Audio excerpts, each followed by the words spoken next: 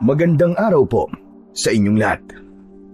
Ang kwentong inyong mapapakinggan sa araw na ito ay tungkol kay Crispin at sa kanyang lola na si Lola Amor. Matapos silang bigyan ng kanilang yumaong amo ng isang malaking bahay at lupa, ay pinilit silang paalisin ng gahaman at mapanlinlang na kapatid nito na si Roberto. Dahil sa panlilinlang na yon ni Roberto, ay napadpad sila sa isang tagumbaryo kung saan unti-unti nilang binuo ang isang bagong buhay mula sa maliit na lupang iniwan sa kanila. Ngunit sa gitna ng bagong buhay ng maglola, ay muling babalik si Roberto upang bawiin ang maliit na lupa na pagmamay-ari na nila. Hanggang saan ang kayang gawin ni Roberto upang makuha ang gusto nito? At ano ang kayang gawin ni na Crispin at Lola Amor upang protektahan ang isa't isa mula sa kalaban na isang kampon ng kadiliman?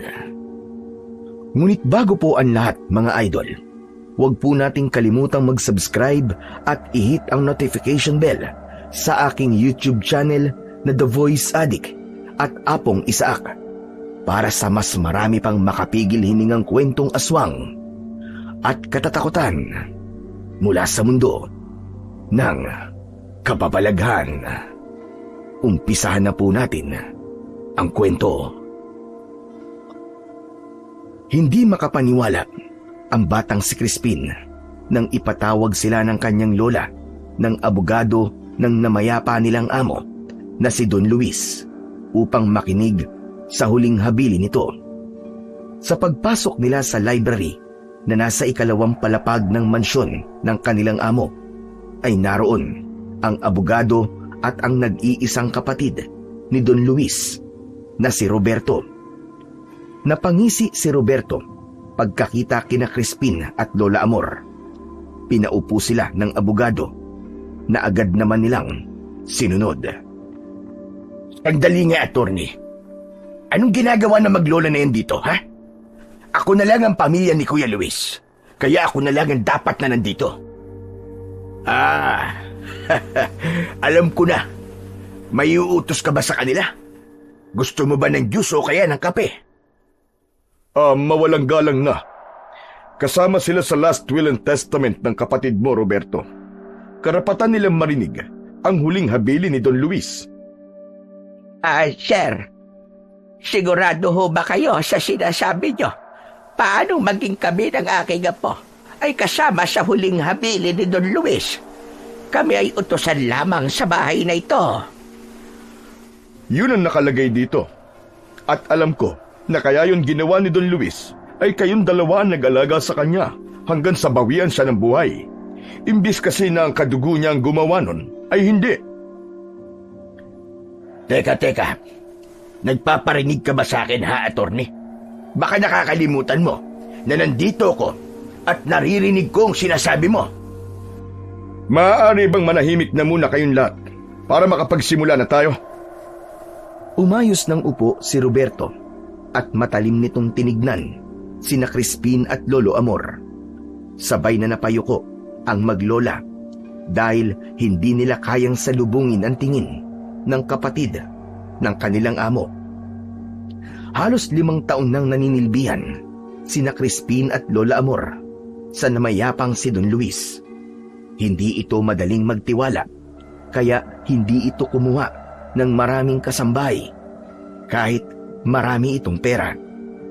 Nang magkasakit si Don Luis, ay tanging sina Crispin lang ang nag-alaga dito.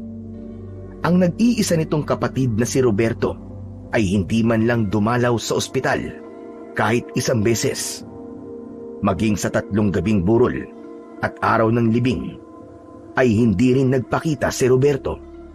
Nagtungo lamang ito sa bahay ni Don Luis sa araw na yon para malaman ang nilalaman ng last will and testament ng kapatid nito. Hindi nagtagal ay nagsimula nang basahin ng abogado ang huling habilin ng namayapang si Don Luis. Naramdaman ni Crispin ang mahigpit na paghawak ni Lola Amor sa isa niyang kamay. Ako, si Luis G. Santos, na nasa wastong pag-iisip at katawan sa mga oras ng aking pagsusulat nito, ay nagbibigay ng huling habilin bago ang aking pagpanaw.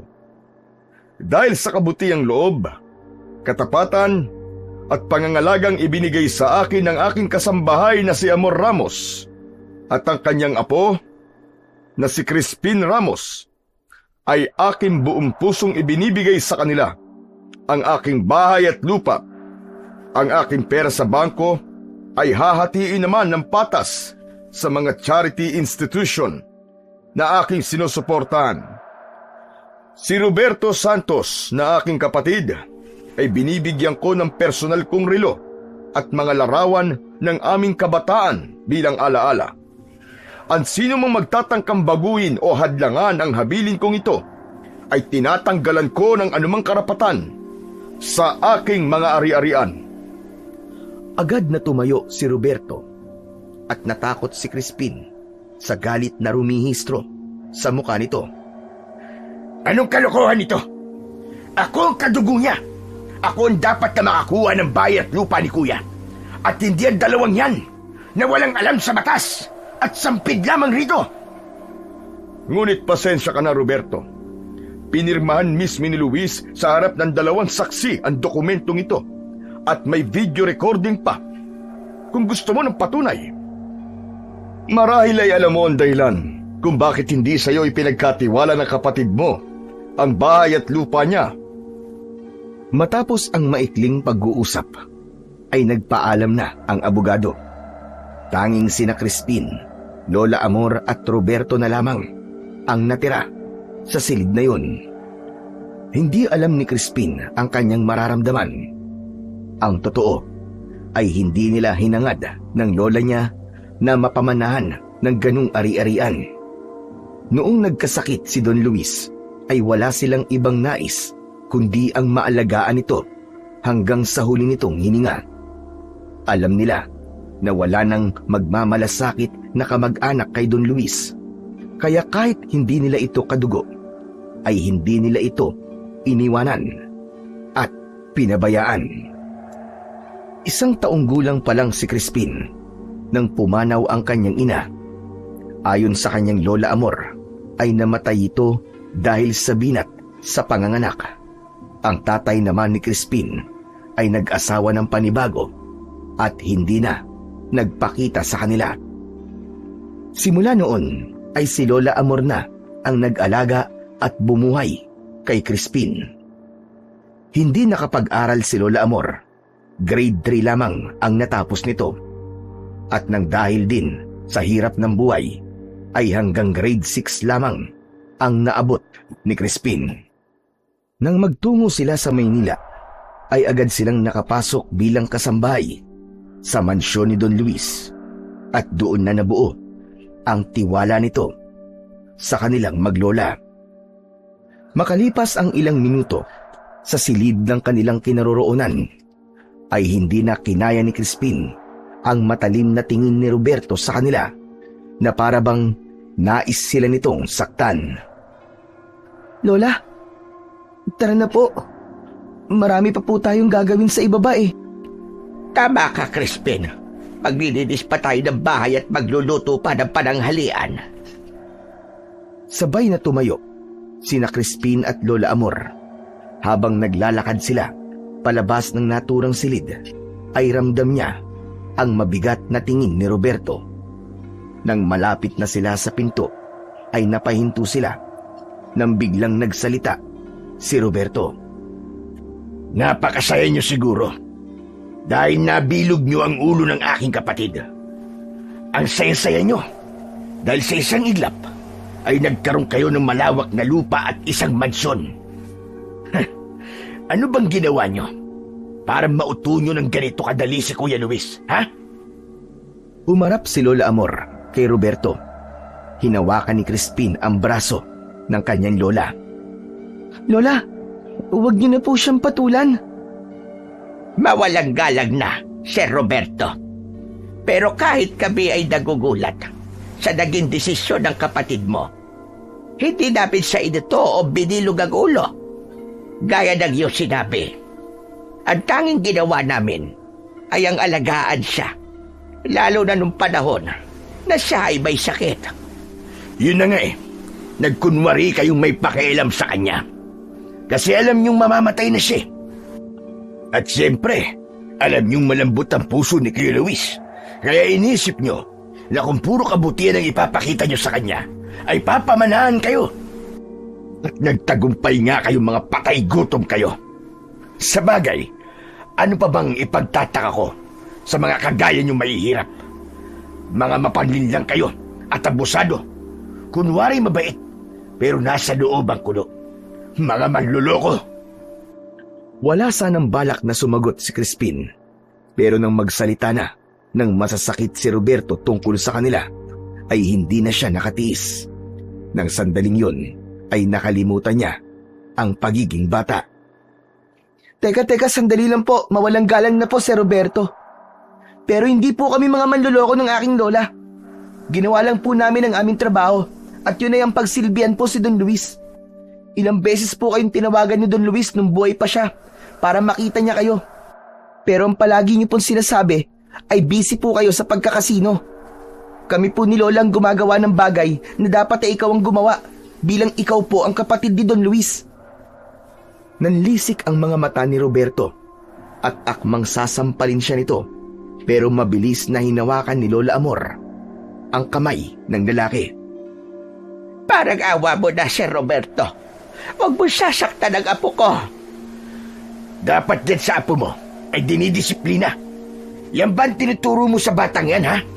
Ang sumagot sa matatanda? Dapat lang po kayong sagutin. Dahil grabe na po ang sinasabi niyo sa amin na lahat naman ay walang katotohanan. Anong walang katotohanan sinasabi mo? Sabihin mo nga. Paano may papaliwanag na isa inyo ipinamana ng kuya ko ang bayat lupa na to? Alam ko na. Mga mangkukulam kayo. Kinulam niyo si kuya. Hindi po kami mga mangkukulam. Crispin, tama na po. Sir Roberto, ako na po ang humihingi ng paumanhin sa inasal ng aking apo. Bababa na po kami at tatawagin na lamang po namin kayo kapag handa na po ang pagkain. Yan! Ganyan nga. Pagsilbihan niyo ako para meron kayong pakinabang. Hinila na ni Lola Amor si Crispin. Nagmamadali silang bumaba at dumiretso sa kusina. Umupo si Crispin habang abala ang lola niya sa pagtingin sa ref nang pwede nitong lutuin. Crispin, hindi mo dapat sinagot kanina si Sir Roberto. Kapatid siya ni Don Luis. Sa tingin mo ba ay matutuwa si Don Luis kung sinasabihan mo ng gano'n ang kapatid niya? Sa tingin ko po matutuwa pa nga po si Don Luis sa langit eh. Kahit kasi magkapatid sila, ay parang hindi itinuring ni Sir Roberto na kapatid si Don Luis. Saka Lola, ipinagtanggol ko lang naman po kayo sa kanya. Kahit na. Paano kung paalisin niya tayo dito sa bahay na to? Saan tayo pupulutin? Lola, hindi niyo po ba narinig yung sinabi ni attorney kanina? Sa atin na po ipinamana ni Don Luis tong bayat lupa niya. Sa madaling salita, ay sa atin na po to. Ito na po ang magiging bahay natin.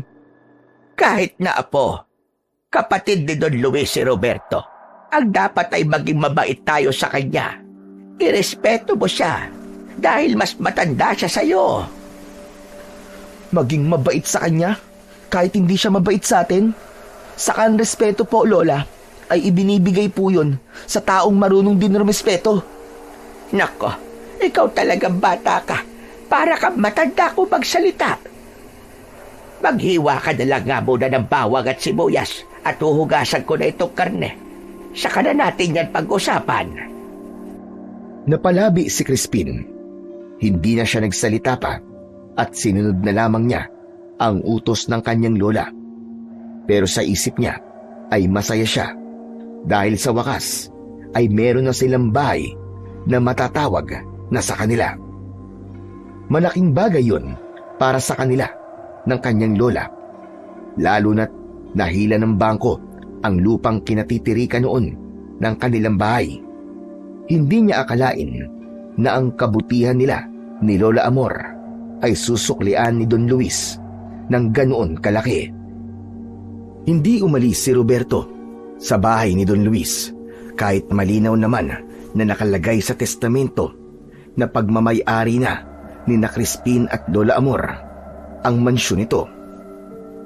Araw-araw ay parang nakatapak sa bubog si na Crispin at Lola Amor dahil sa pakikitungo ni Roberto. Hindi ito nakikipag-usap ng maayos at laging may reklamo sa bawat kilos nila. Madalas ay binabastos pa nito si Lola Amor at pinagsasabihan si Crispin na parang hindi sila bahagi ng bahay na yon. Sa kabila ng lahat, pinili ng maglola na manatiling tahimik at matiisin habang hinihintay ang formal na paglipat ng titulo sa kanilang pangalan. Makalipas ang ilang buwan ay muling kinausap ng abogado ang maglola upang ipaalam na pinal at tapos na ang lahat ng papeles. Nailipat na sa pangalan ni Lola Amor ang titulo ng lupa at bahay ni Don Luis. Sa mata ng batas, sila na ang ganap na may karapatan at may-ari ng bahay at lupa. Wala nang karapatang manatili si Roberto doon at anumang pagtutol nito ay maaari ng idulog sa korte. Sa wakas ay lumuwag ang loob ng maglola, bagaman alam nilang hindi pa tapos ang kanilang laban. Sa kabila ng pagiging bagong may-ari ng bahay at lupa ni Don Luis, ay mas pinili pa rin ni na Crispin at Lola Amor na matulog sa maliit na silid sa ibaba ng bahay kung saan dati pa sila natutulog. Para sa kanila ay sapat na ang ganong espasyo para sa isang silid tulugan. Habang nakahiga ang maglola ay hindi napigilan ni Crispin na ipahayag ang kanyang kasiyahan. Lola, sobrang saya ko. Sa wakas nakapangalan na po sa atin ang bahay at lupa ni Don Luis. Hindi naman natin to inasahan nung nagsisilbi tayo sa kanya, di ba? Pero tignan nyo, ay ibinigay pa rin niya sa atin. Tama ka dyan, Apo. Kahit ako hindi rin makapaniwala hanggang ngayon. Kaya bilang ganti, ay dapat alagaan natin ang bahay at lupa niya na ito. Kahit wala siya, ay patutunayan pa rin natin na karapat-dapat tayo sa pamana niyang ito. Kaya lang po, Lola, si Sir Roberto. Bakit? Ano problema kay Sir Roberto? Talagang nagtanong ka pa, Lola. Hindi ba umaasta po siya na siya po may-ari nitong bahay?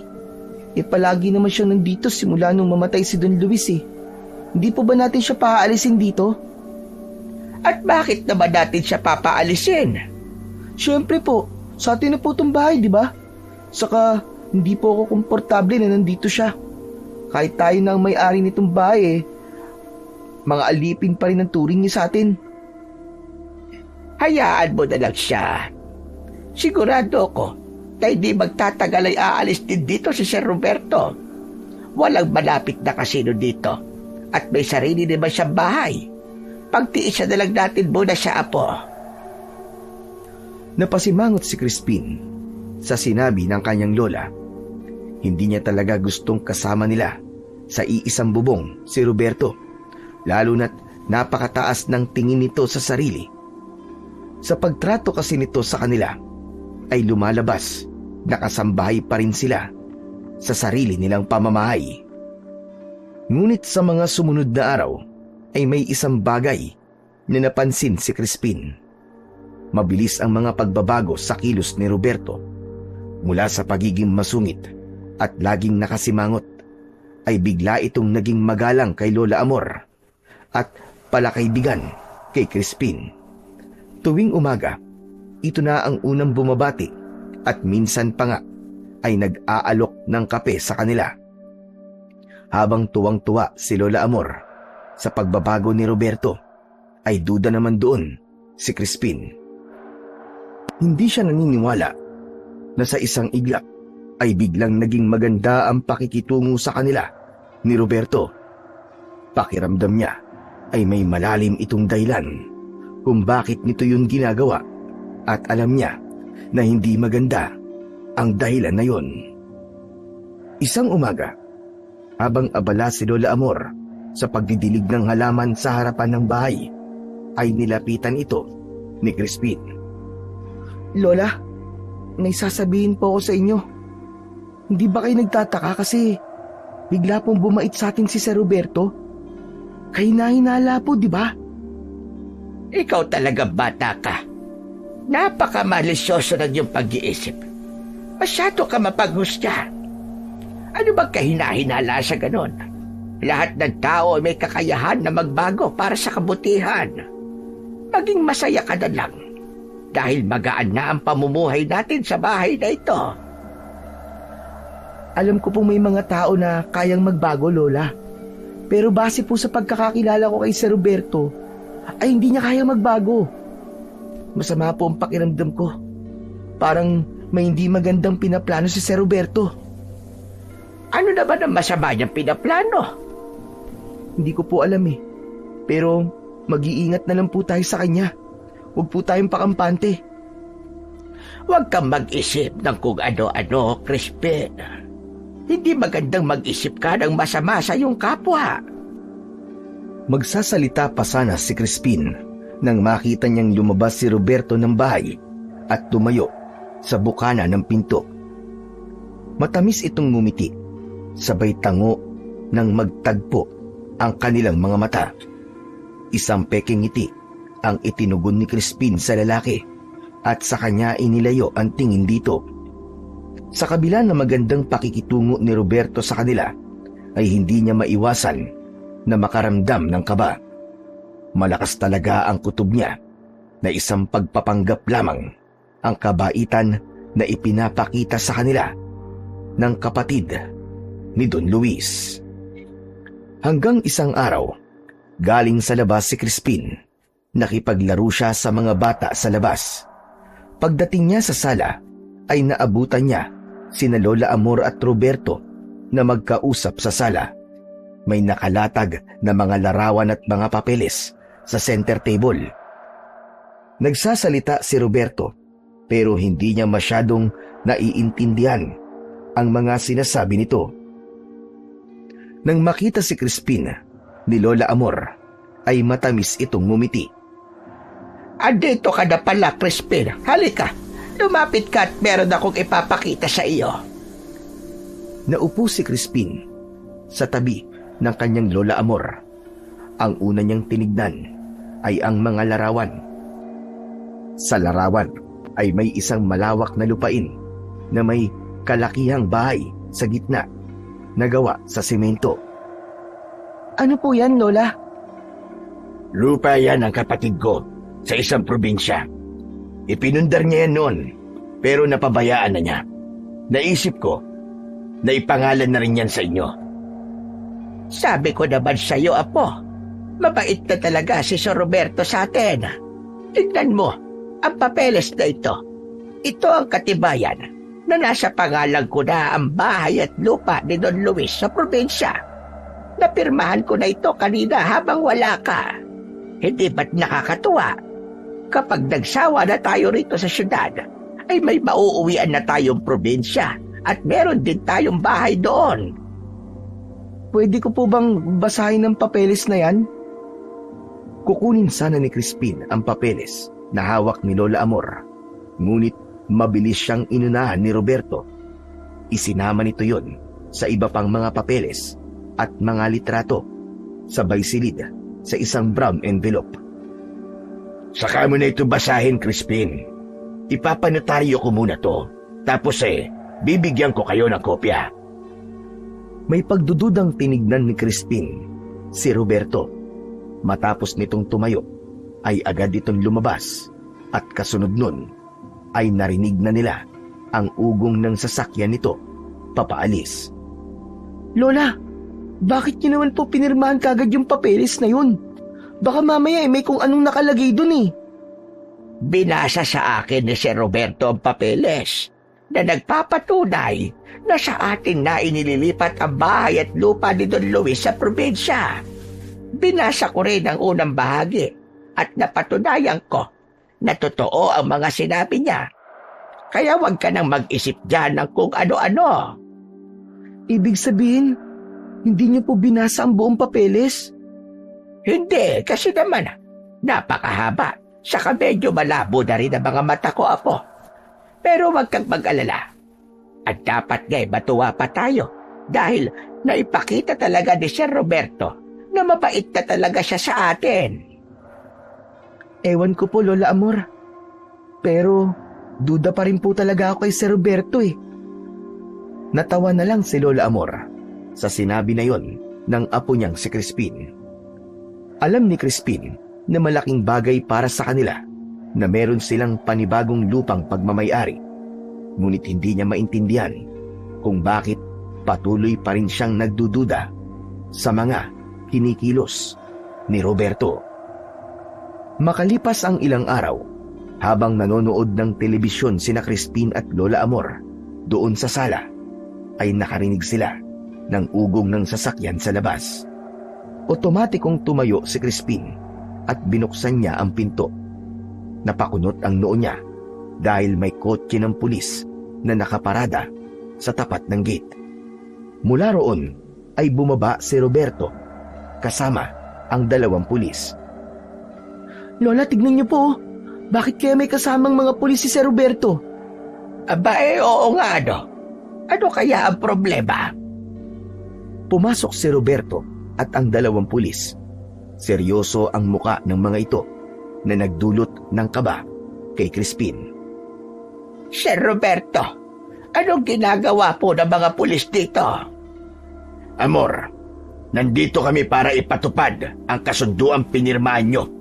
Ilang araw pa lang ang nakakaraan. Ayon sa dokumento, kusang loob nyong inililipat sa akin ang pangalan ng bayat lupa na to ni Kuya Luis. Dahil kapatid niya ako, at bilang kapalit, ay mapupunta naman sa inyo ang maliit na lupa ni Kuya na nasa probinsya. Heto ang titulo ng lupa na yon. Sa inyo na yan, pero kailangan nyo nang umalis ngayon din. Napakunot ang noo ni Crispin. Umigting ang dibdib niya. Tinignan niya si Lola Amor na nakatulala at tila hindi makapaniwala sa narinig. Nanginginig ang kamay ng matanda habang inaabot nito ang titulo na may kasamang ilang dokumento. Naluluwang napatingin si Lola Amor kay Roberto. Pero sir, hindi ganito naging usapan natin. Ang sabi niyo sa akin ay may lupa sa probinsya si Don Luis na ililipat mo ang pangalan ng titulo sa akin. Oo, ginawa ko ngayon at hawak nyo na ang titulong sinabi mo. Pero hindi mo sinabi na ililipat ko sa inyo ang pangalan ng bahay at lupa kung saan kami nakatira ngayon ng aking apo. Pwede ba, Amor? Huwag kang gumawa ng kwento. Lumapit ka noon sa akin at ang sabi mo ay masyadong malaki para sa inyo ng apo mo ang mansyon na ito ni Kuya Luis. At ang gusto nyo ay ang maliit na bahay at lupa lamang. Kaya naisip ko ang ideya na yon. Tapos kayo rin na nagsabi sa akin na ibibigay nyo na sa akin itong bahay at lupa ni Kuya. Tumatanda ka na talaga, Amor. Mukhang marami ka ng nalalanghap na polusyon dito sa syudad. Sinungaling ka! Wala kayong ganyang pinag-usapan ni Lola. Ang sabihin mo, niloko mo ang lola ko. Pinapirma mo siya sa isang dokumentong hindi niya naiintindihan ng nakalagay. Nagbait-baitan ka para makuha mo ang loob niya. Hoy bata, usapan ito ng matatanda, kaya huwag ka nakikisali ha. At saka, nandito ka ba nung nag-usap kami ng lola mo? Hindi ba't nasa labas ka ng oras na yon? Pero sir, bakit may mga pulis kapag kasama? Anong gagawin nila sa amin? Sa ngayon, ay wala silang gagawin sa inyo. Pero sa sandaling magmatigas kayong dalawa at hindi pa kayo umalis ngayong araw, ay saka lang sila kikilos para puwersahan kayong paalisin dito. Kaya kung ayaw niyong masaktan, ay mag-empake na kayo at umalis na kayo ngayon din. Magpasalamat na lang kayo sa akin dahil kahit papano ay may lupa pa kayong nakuha mula sa kapatid ko. Aalma pa sana si Crispin, pero hinawakan ni Lola Amor ang balikat niya. Nang tignan niya ang kanyang lola, ay walang tigil ang pagluha nito. Tama na. Tama na, Crispin. Tama na, Sir Roberto. Masyadong malaki ang mansyon na ito para sa ating dalawa. Sir Roberto, hindi mo na kailangang utusan pa mga pulis na sapilitan kaming umalis. Dahil aalis na kami ng aking apo ngayon din. Bigyan nyo lang kami ng konting oras para makapag-empake. Mabuti kung ganon. Sige na, bilisan nyo na mag-empake. Dahil ayoko nang makakita ng basura sa aking pamamahay. Pero Lola, tama na, Crispin, tama na. Mag-empake na tayo. Tumalikod si Lola Amor at nagtungo sa kanilang silid, habang si Crispin ay nanatiling nakatayo sa harapan ni Roberto. Nakakuyom ng mariin ng kanyang mga kamay at matalim ang tingin. O ano pang ginagawa mo dito? Tulungan mo na ang lola mo sa pag-empake. May araw ka rin. May araw ka rin, Sir Roberto. At kung sa tingin mo ay bagay sa iyo ang bigote mo ay nagkakamali ka. Mukha kang bilasang hito. Nanlaki ang mga mata ni Roberto sa sinabi na yon ni Crispin at labis itong napikon. Pero bago pa ito may magawang kung ano, ay mabilis siyang tumakbo kay Lola Amor. Tahimik na nag-empake ang maglola. Iniligay nila sa isang lumang maleta ang lahat ng kanilang mga damit. Ramdam ni Crispin ang bigat sa dibdib ng kanyang lola. Pero wala silang nagawa kundi tanggapin ang pangyayaring kahit kailan ay hindi nila inasahan. Ang bahay na minahal at inalagaan nila, ang mga alaala ni Don Luis at ang tahimik na buhay na unti-unti na sana nilang nabubuo ay nawala sa isang iglap. Umalis silang dalawa ng payapa. Dala lamang ang kanilang mga damit at konting halaga ng perang naipon ni Lola Amor. Habang papalayo sila sa bahay, ay hindi na lumingon si Lola Amor at si Crispin dahil alam nila na masasaktan lang sila lalo. Sa terminal ng bus ay binuklat nila ang envelope na hawak ni Lola Amor at tinignan ang address ng maliit na lupa sa probinsya. Yun na lang ang natitira nilang pag-asa. Wala na silang babalikan sa syudad, kaya't nagpasya silang simulan ang panibagong buhay sa lugar na yon. Bitbit ang pag-asang baka doon ay mas maging tahimik at maayos ang kanilang buhay. Habang sakay ng bus papunta sa lugar kung saan naroon ang lupa ni Don Luis, ay ramdam ni Crispin ang lungkot ni Lola Amor. Alam niya na hindi ito malungkot dahil nawala sa kanila ang bahay at lupa, kundi dahil sa mga alaalang naiwan nila roon. Napatunayan din ni Crispin na importante talaga ang edukasyon sa isang tao para alam nito kung paano nito ipagtatanggol ang sarili kapag napunta ito sa ganong sitwasyon. Makalipas ang napakahabang biyahe, ay bumaba na ng bus ang maglola. Nagtanong-tanong sila sa mga tao hanggang sa nagpahatid na sila sa isang tricycle driver sa mismong lupa ni Don Luis. Halos 1 oras pa ang biniyahe nila bago sila huminto sa tapat ng isang maliit na lupa. Kapwa na pamaang sina Crispin at Lola Amor sa nakita nilang lupa at bahay na nasa kanilang harapan. Hindi yun gaya ng nakita nila sa mga larawan na ipinakita noon ni Roberto. Hindi gaya ng nasa larawan ay isang maliit na kubo ang naroon. May butas pa ang dingding na sawali.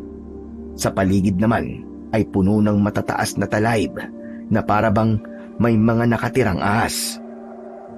Lola, sigurado ka ba na ito po yung lupa ni Don Luis?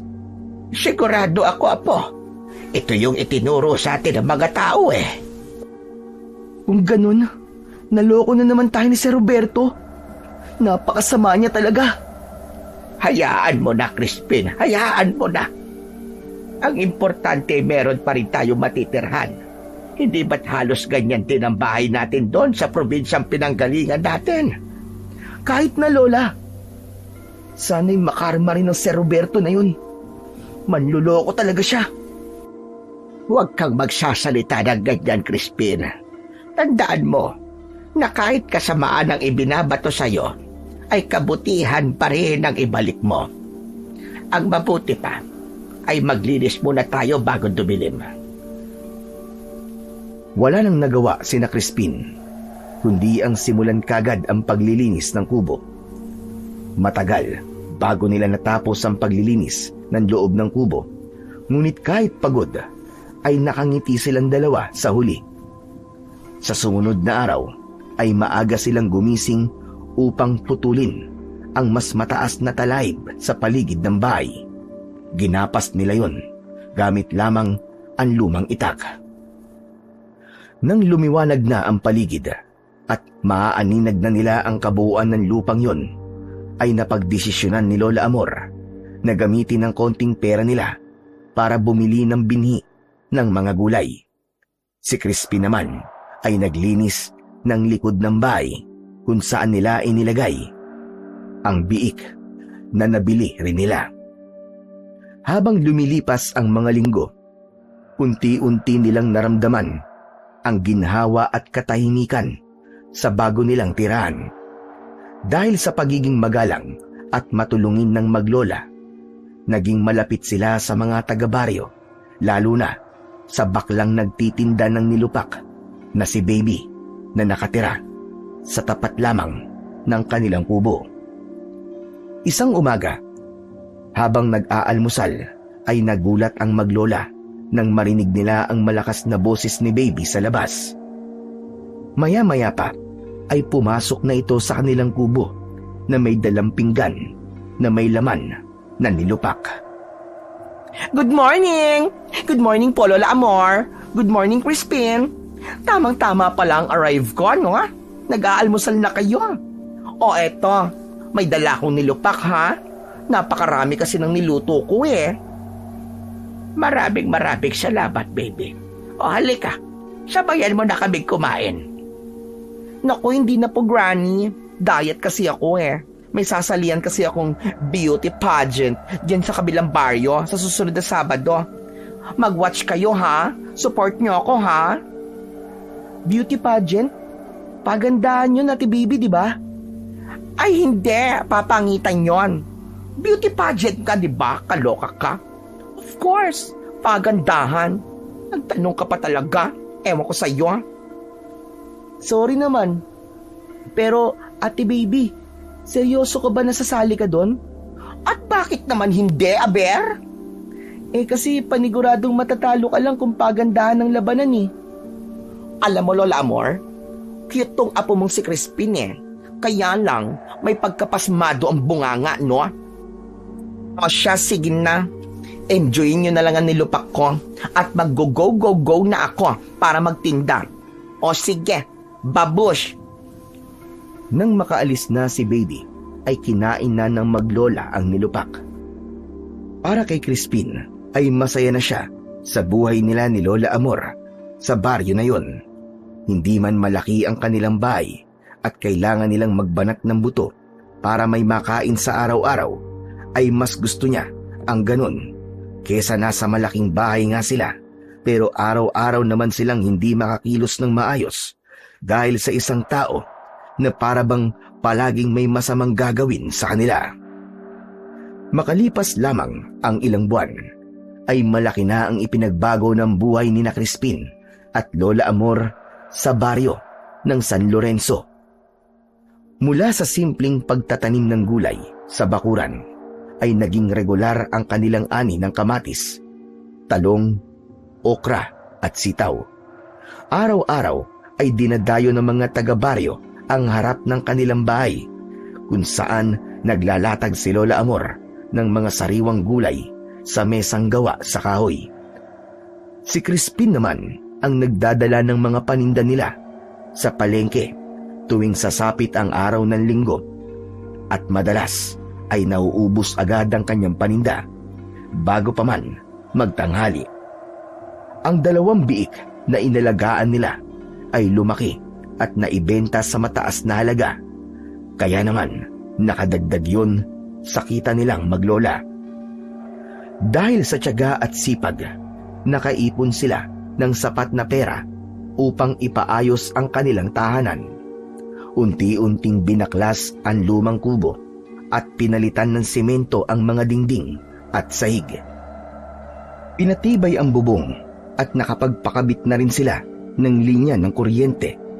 Nakapagpagawa na rin sila ng poso na siyang pinagkukunan nila ng malinis na tubig. Naging mas masaya rin ang kanilang pamumuhay dahil alam nilang bunga yun ng sarili nilang pagsusumikap. Isang hapon, habang abala si Lola Amor sa pagluluto, ay dumating si Baby upang makipagkwentuhan. Wow! Anong niluluto mo, Granny? Ang bango-bango, ha? Ginataang kalabasa na may sitaw. Tapos nagprito na rin ako ng tilapia. Wow!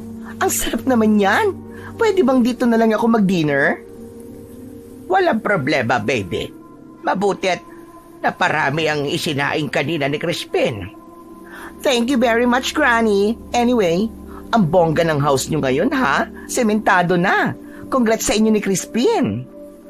Dahil yan sa tiyaga namin at pagiging masinop sa pera.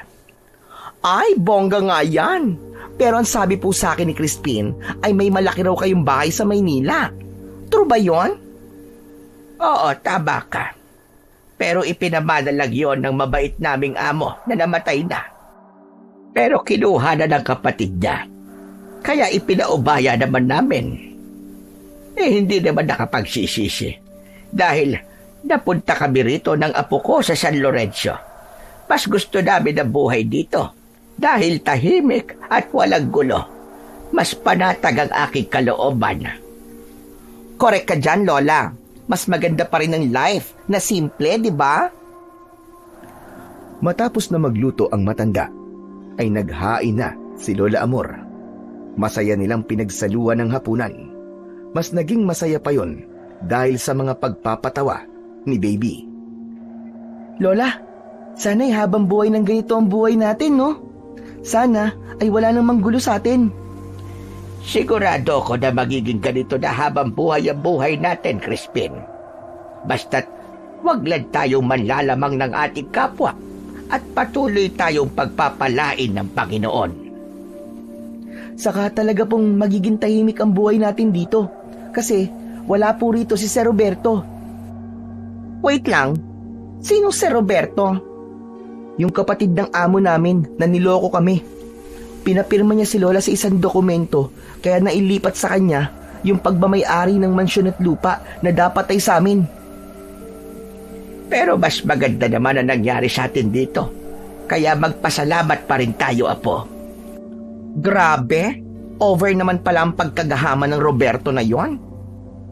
Pero gaya ng sinabi ng Lola mo, Crispin, maging happy ka na lang kasi kung hindi yun nangyari, aba, di hindi ko kayo makikilala. Alam niyo ba, simula nang maging close ako sa inyo, I think I have a family again. Parang gusto ko tuloy maiyak. Ano ba yan? Ang arte mo naman, Ate Baby. Talagang iiyak ka pa. Sana iiyak talaga ako Ano magagawa ko, ha? Nako, tama na nga yan. Kumain na tayo at lumalamig na itong mga pagkain. Patuloy na nagsumikap sa buhay ang maglola. Sa kabila ng magandang kita sa kanilang gulayan at babuyan, ay hindi sila naging magastos. Patuloy silang nag-ipon para sa pag-aaral ni Crispin. Mas pinili nilang mamuhay ng simple dahil yun ang kanilang nakasanayan. Ngunit wala silang kamalay-malay na ang tahimik nilang buhay ay magugulo. Isang umaga, habang naglalaro si Crispin sa labas ng kanilang bahay, ay isang itim na kotse ang huminto sa harapan nun. Lahat ng tao na nasa labas ay napatingin sa sasakyan sapagkat bihirang may magawing sasakyan sa San Lorenzo. Nanlamig si Crispin nang makita niya si Roberto na bumaba sa sasakyan. Luminga ito sa paligid na para bang may hinahanap. Nagmamadaling lumapit si Crispin kay Roberto, pero sandali siyang natigilan nang hugutin nito ang cellphone sa bulsa at ilagay yun sa tenga nito. Hello? Nandito na ako sa lupa ni Kuya Luis. Ako na ang bahala magpalayas sa maglola na yon. Kailangan ko sila mapalayas dahil ibibenta ko ang lupang ito. Wala na ang mansyon ni Kuya dahil naipusta ko na yon sa sugal. Kailangan ko ng pera para makabawi ako sa natalo sa akin. Mariin na naikuyom ni Crispin ang kanyang mga kamay. Kung hindi lang siya bata, ay kanina pa niya pinagsususuntok si Roberto. Maya-maya ay naglakad si Roberto papasok sa bakuran nila. Sakto naman na lumabas ng bahay si Lola Amor at bumakas ang gulat sa muka ng matanda pagkakita kay Roberto. Nagmamadaling lumapit si Crispin sa kanyang lola. Sir Roberto, nakakagulat naman kayo. Anong ginagawa niyo rito? Dinadalaw ko lang kayo at baka isipin nyo na wala akong pakialam sa inyo. May mga dokumento lang akong papapirmahan sa inyo bilang dagdag na katibayan na sa inyo na talaga ang lupa na to. Isang brown envelope ang inabot ni Roberto kay Lola Amor.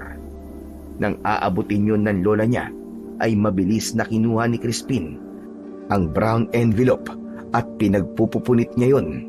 Sa kanya yun, itinapon sa paanan ni Roberto. Kapwa na pamaang sina Roberto at Lola Amor sa ginawa na yon ni Crispin. Walang hiya kang bata ka! Bakit mo pinunit ang mga dokumento? Dahil alam ko pong lolokohin niyo na naman kami ni Lola. Ilang beses mo na kami niloko at hindi na kami papayag na gawin niyo ulit yun sa amin. Ano ba sinasabi mo? Mga dokumento yan ng lupa nyo dito sa San Lorenzo. Huwag po kayo maniniwala sa kanya, Lola. Narinig ko po siya kanina, may kausap po siya sa cellphone. Naipusta at naipatalo niya po sa sugal ang mansyon ni Don Luis. Kaya itong maliit na lupa po natin, ang pag-iinteresan niya naman. At gusto niya ring ibenta.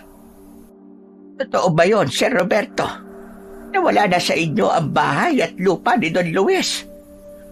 Lola, malamang po'y magsisinungaling siya. Huwag na po kayo magtitiwala sa kanya. Oo na.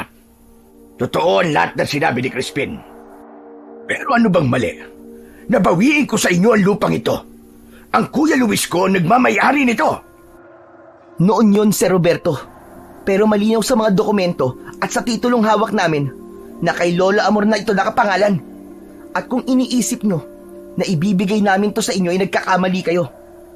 Pinaubayan na namin sa inyo ang bahay at lupa ni Don Luis sa Maynila. Pero itong bahay at lupa namin dito ay hindi na. Tama ang apo ko, Sir Roberto. Tahimik na ang buhay namin dito ni Crispin. Hayaan nyo na lang kami at huwag na kayong manggulo pa.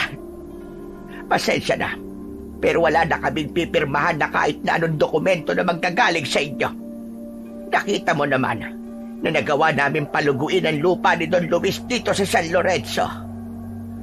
Tumiim ang bagang ni Roberto. Bakas sa mukha nito ang galit sa mga narinig nito. Ramdam ni Crispin na hindi nito akalain na magagawa na nilang tumanggi sa gusto nitong mangyari. Sigurado na ba kayo sa desisyon nyong yan?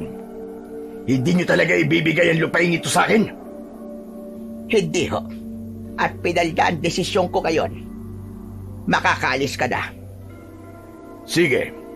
Kung yan ang desisyon nyo ay wala na akong magagawa pa. Pero ito ang tandaan nyo. Pagsisisihan nyo na hindi nyo ibinigay sa akin ang lupang ito. Gagawin ko ang lahat para makuha ito sa inyo. Hindi pa ito ang huli nating beses na pagkikita. Matapos yun ay umalis na si Roberto. Mabilis nitong pinaharurot ang sasakyan nito. Lola, pinagbantaan ba tayo ni Sir Roberto? Baka po may gawin siyang hindi maganda sa atin. Huwag kang mag-alala. Sigurado ko na hanggang salita lang siya. Ang maganda ay nanindigan tayo sa lupang ito.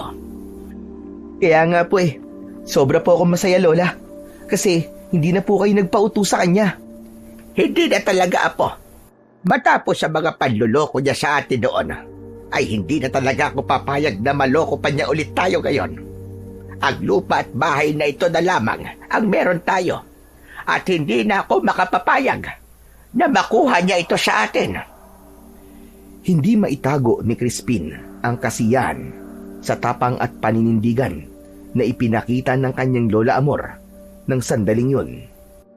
Ganun pa man, hindi niya maiwasang matakot, lalo na't tila pagbabanta ang huling sinabi sa kanila ni Roberto. Sa mga nagdaang araw, ay naging handa sina Crispin at Lola Amor sa posibilidad na pagbalik ni Roberto. Ngunit lumipas ang ilang araw, kahit anino ng lalaki, ay hindi nila nakita. Kahit paano, ay naging kampante na sila at inisip nila na ang huling sinabi ni Roberto ay pawang pananakot lamang. Isang gabi, masayang naglalakad pa uwi sina Crispin, Lola Amor at Baby mula sa isang may kalayuan na baryo. Nakasuot ng itim na gown si Baby habang may korona sa ulo nito. Bitbit nito ang isang malaking tropeyo. Galing sila sa isang baryo kung saan may ginanap na beauty pageant para sa mga baklang gaya ni Baby, at si Baby ang nagwagi. Grabe, hindi talaga ako makapaniwala na ako ang mananalo. Kahit nga ako, Ate Baby, hindi rin po ako makapaniwala na ikaw talaga ang nanalo. Sa bagay, binigyan mo ba naman ng isang bilaong nilupak yung mga hurado eh? Pwede bang kahit ngayon lang isuportahan mo naman ako, Crispin? Saka dapat happy ka kasi nakuha ko ang grand prize na 5,000 pesos. Kaya bukas, ililibre ko kayo ng spaghetti at fried chicken sa bayan. O, di ba, bongga? Nagpatuloy ang masayang kwentuhan ng tatlo. Ngunit lahat sila ay napahinto sa paglalakad nang may nakita silang lalaki na nakatayo sa unahan. Ilang metro ang layo ng lalaki sa kanila at madilim sa kinatatayuan nito, kaya hindi nila maaninag ang mukha nun. Maya-maya ay nagsimulang maglakad ang lalaki palapit sa kanila. Napansin nila na kakaiba ang tindig at paglalakad ng lalaki. Teka lang, lasing ba siya? Bakit pasuray-suray siya? Huwag na lang natin pansinin at lagpasan na lamang natin. Nagpatuloy silang tatlo sa paglalakad. Hindi inalis ni Crispin ang tingin sa lalaking makakasalubong nila hanggang sa halos ilang dipa na lamang ang layo nito, at doon na nila nakita ng malinaw ang nakakatakot na anyo ng lalaki. Maputla ang balat nito at mapupula ang mga mata. Matutulis ang ngipin ng lalaki at ganun din ang mga kuko nito. Naglalaway ang lalaki at tila gutom na gutom habang nakatingin sa kanila. Noon lang nakakita ng ganung nilalang si Crispin. Agad na gumapang ang kilabot sa buong katawan niya at agad siyang nagtago sa likod ni Lola Amor. OMG! Adik yata yan! Hindi yan, adik. Aswang ang isang yan, sigurado ko. Ilang beses na ako nakakita ng aswang noong maliit pa ako. Huwag kayong matakot. Ipakita natin sa kanya na hindi tayo natatakot sa kanya. Lola naman eh. Paano hindi kami matatakot? Aswang pala yan. Diyos ko, bakit naman hindi mo pa tinuloy-tuloy ang swerte ko ngayong gabi? Nanalo na nga ako sa beauty pageant pero mukhang malalapa pa ako ng aswang ngayon. Ang mabuti pa ay umatras muna tayo. Humingi tayo ng tulong sa mga tao. Ngunit bago pa sila makatakas, ay biglang sumugod ang aswang sa kanila. Mabilis ang galaw nun at mas lalo silang natakot dahil sa pag-angil ng aswang na parabang isang mabangis na hayop. Sa isang iglap ay nasa harapan na nila ang nakakatakot na aswang. Nakanganga ito at kitang-kita nila ang matutulis at mahahaba nitong mga pangil. Inagaw ni Lola Amor ang tropeyo na hawak ni Baby, at nang sasakmali na sila ng aswang, ay buong lakas na inihampas ni Lola Amor ang tropeyo sa muka ng aswang. umungol ito ng dahil sa sakit. Sa pangalawang beses na pagsunggab ng aswang ay isinaksak ni Lola Amor ang matulis na dulo ng tropeyo sa dibdib nito. Umalingaw-ngaw ang palaw ng aswang sa katahimikan ng gabi. Napaluhod ito at sinamantala nila ang pagkakataon na yon para tumakbo hanggang sa makarating na sila sa kanilang bahay. Agad nilang isinara ang pinto at sinigurong nakakandado yon. Hanggang doon ay kasama pa rin nila si Baby na katulad nila ay habol din ang paghinga. Grabe, Lola. Ang galing at ang tapang nyo. Akala ko talaga katapusan na nating tatlo eh. Isang manunugis ng aswang ang tatay ko. Kaya kahit paano, ay natuto ko sa kanya kung paano makipaglaban sa mga aswang. Pero Lola naman, bakit naman sa dami-dami ng pwede mong gamitin na panlaban sa aswang tropiko pa? First time ko na nga lang nanalo sa beauty pageant tapos sinira nyo pa yung trophy ko. Kaloka naman kayo, Lola. Hayaan mo na, Ate Baby. Ayaw mo ba nun? Nang dahil sa trophy mo, buhay pa tayo ngayon. Sa bagay, may point ka. Lalaban na lang ulit ako sa susunod at sisiguraduhin ko na mananalo ulit ako. Pero baby, may aswang ba talaga dito sa San Lorenzo? Lola Amor, dito na ako ipinanganak at nagdalaga. Pero wala akong nakikita o naririnig na kwento na may aswang dito. As in ngayon lang. First time ko nga makakita ng ganun eh. Kung ganon, saan kaya galing ang aswang na yon? Hindi ko talaga knows, Lola. Pero sandali lang uuwi na ako. Thank God na lang talaga kasi alive and kicking pa tayong tatlo. O sige, pero mag-iingat ka. Bubuksan na sana ni Baby ang pinto nang biglang may kumatok mula sa labas. Malalakas ang katok na parabang naisirain ng kung sino na nasa labas ang pinto. Napayakap sina Crispin at Baby kay Lola Amor. Nalaman nila ang aswang ang nasa labas nang marinig nila ang galit na galit nitong pag-angil. Diyos ko! Talagang sinundan pa niya tayo rito sa Balor! Huwag kayo mag-alala. Ako ang bahala sa kanya. Nagtungo sa kusina si Lola Amor. Pagbalik nito sa sala, ay may dala na itong itak. Lola, kailan ka pa naging Gabriela Silang, ha? Lumapit sa pinto si Lola Amor. Kahit patuloy ang pagbayo ng aswang sa pinto, ay hindi man lang nagpakita ng kahit nakatiting na takot. Ang matanda. Umalis ka na rito! Hindi kami natatakot sa'yo, demonyo ka! May itak akong hawak. Huwag mong hintayin na lumabas ako dyan at tagain kita hanggang sa maging peno ka! Hindi nagtagal ay huminto ang pagbayo sa pinto. Tumahimik ang paligid at nakarinig siya ng malalaking yabag na papalayo. Isang mahabang katahimikan ang namagitan sa kanilang tatlo. Makalipas lamang ang ilang sandali, ay humarap sa kanila si Lola Amor. Wala na siya. Hindi ko na siya nararamdaman. Mukhang natakot siya sa sinabi ko. May aswang radar ka ba, Lola? At nakakaramdam ka ng aswang? Pero ang bongga mo, Granny, biruin mo. Napalayas mo yung pangit na aswang na yon. Kaya nga po, Lola, hindi ko po akalain na ang tapang-tapang niyo po pagdating sa aswang. Pero kay Sir Roberto ay tiklop ka dati. Tumigil ka, Crispin.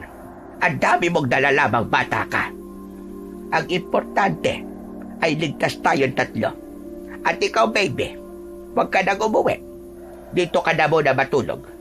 Bukas ng umaga ka na bumalik sa bahay mo at hindi tayo sigurado kung nasa labas pa ang aswang na yon. Nang gabing yon ay mas lalong humanga si Crispin kay Lola Amor. Hindi lang pala ito mabait, kundi matapang din ito pagdating sa mga aswang. Hindi niya inakala na sa kanilang tatlo ay ito pa ang magpapakita ng tapang sa kabila ng edad nito. Pagsapit ng umaga ay umuwi na si Baby sa bahay nito. Nakita ni Crispin ang labas ng pinto nila. Puro yun kalmot ng aswang Nang lumapit si Lola Amor sa kanya, ay napailing ito. Kung nakapasok pala ang aswang na yon, ay sigurado na hindi na tayo sisikatan ng araw. Napakalalim ng kalbot niya sa pinto natin, Apo. Sa tingin ko, ay tayo talaga ang puntirya ng aswang na yon. Ha? Tayo po ang puntirya niya? Bakit naman po niya tayo pupuntiryahin? Hindi ko alam. Kaya mas makabubuti kung maghahanda tayo, Apo. Hindi natin alam kung muli siyang aatake sa atin. Pero Lola, totoo po ba yung sinabi niyo kagabi na manunugis ng aswang ang tatay niyo? Oo, Apo. Totoo yon.